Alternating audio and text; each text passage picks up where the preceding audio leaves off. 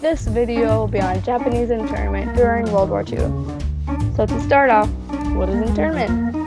Internment is basically another word for confinement.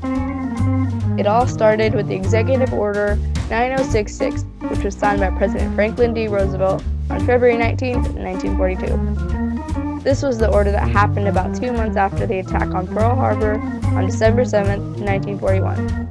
President Roosevelt gave the Executive Order 9066, which gave the military officials the power to limit Japanese American rights. They then began to force the Japanese Americans from their homes and move them to detention camps. In their departure, they were only allowed to take what they could carry on their backs. Many were forced to sell their property before leaving. The lucky ones were given at least 2 weeks. Most only had a few days. In the rush to sell things, many people lost large amounts of what they had due to selling them for such small amounts. For example, refrigerators were sold for as low as $5. Assembly centers are where the Japanese would be checked in for a few weeks before being sent to more permanent internment camps. The assembly centers included temporary shelters in fairgrounds, sometimes in horse racing tracks, and also in hastily cleaned horse stables. People were kept in the camps from May of 1942 to as late as 1946. Many of the camps were not even ready, so the people who were being forced to live there had to build the sewage system, schools, and winter insulation.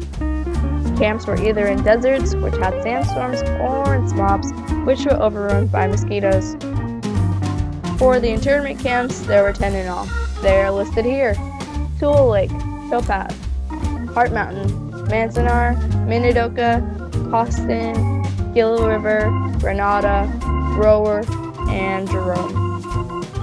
The Korematsu vs. U.S. court case was argued in court for 2 days on October 11th and 12th in 1944. Korematsu's attorneys argued that the Executive Order 9066 was a violation of the 14th and 5th Amendments.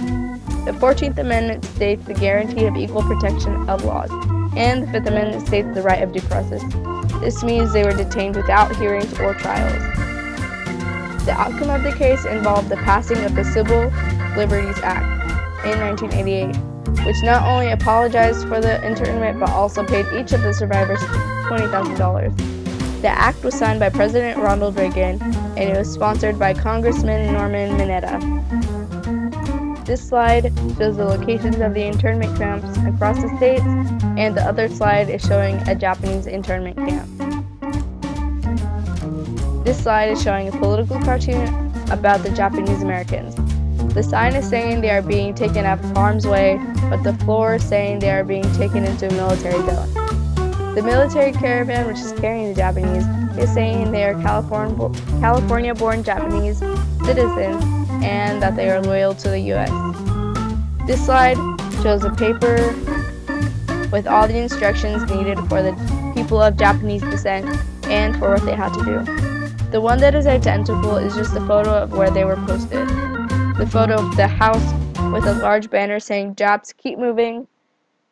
This is a white man's neighborhood" is an example of discrimination.